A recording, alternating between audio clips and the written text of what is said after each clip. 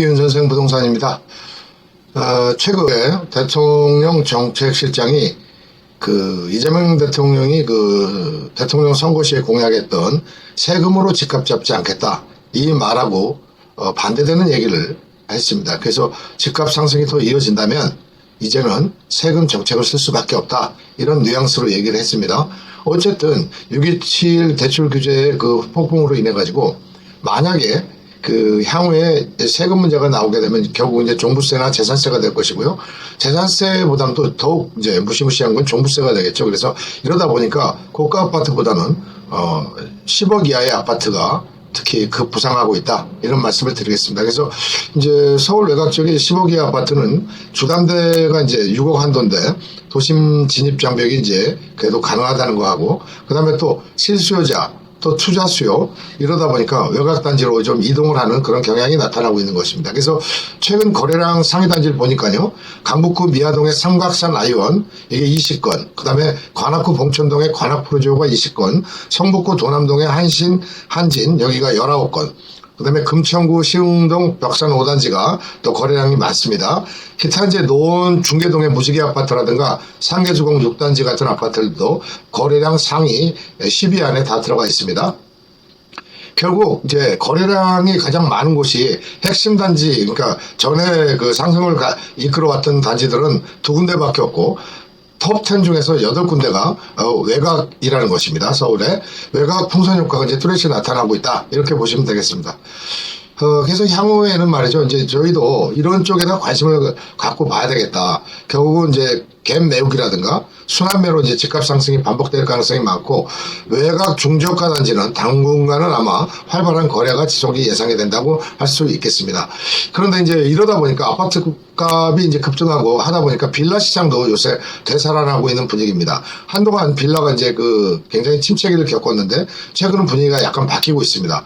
그래서 연립 다세대 매매량이 2분기에 보면요 9,175건으로 전년 대비 33% 정도 증가했고요. 거래액도 3조 7천억으로 전년 대비해서 54% 증가한 그런 모습을 보이고 있습니다. 지역별로 이제 빌라 거래량을 보면요. 은평구가 이제 1위고요. 강서구가 2위, 동작구가 3위. 지금까지 이제 좀 홀대받던 빌라가 가격 메리트가 일단 좋지 않습니까?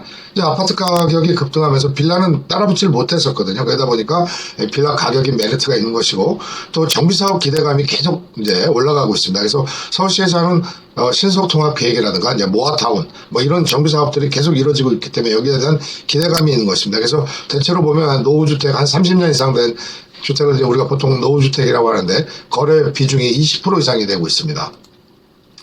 또 이제 월세 비중이 이제 전세 비중을 추월한 건 이제 오래됐고요. 벌써 이제 전세를 또 집주인 입장에서는 기피하는 현상도 있고 또 세입자들도 사실은 이제 지난번 전세 사태 이후에 월세를 또 선호하는 선호도가 이제 서로 마주치면서 월세 비중은 계속 높아져서 지금은 57.7%를 기록하고 있습니다. 최근 이제 고시원이 또 이제 시쳇말로 난리도 아니랍니다. 방구하는 게 그렇게 어렵다고 해요. 근데 그 이유가 뭐냐면 일단 외국인 유학생이 지금 굉장히 증가하고 있습니다. 그래서 중국이라든가 또 기타 동남아에서 오는 많은 유학생들이 들어오면서 고시원 방이 구하기가 힘든 바람에 굉장히 가격도 오르고 월세도 오르고 또 고시원의 수요가 급증하고 있다 이렇게 볼 수 있겠습니다. 다시 말씀드리면 아파트 값이 급등함에 따라서 아까 말씀드린 대로 10억 이하의 아파트들이 굉장히 선호도가 올라가고 있는 그런 입장이고요. 여기에 이제 빌라 시장까지 이제 대체제로 부상이 되고 있습니다. 그래서 투자 매력도가 이제 높아지고 있는 거죠. 아파트 같은 경우에는 계속 수요가 있기 때문에 가격이 일정 부분 절대 내려앉지 않고 상승할 가능성이 높다는 것이고요.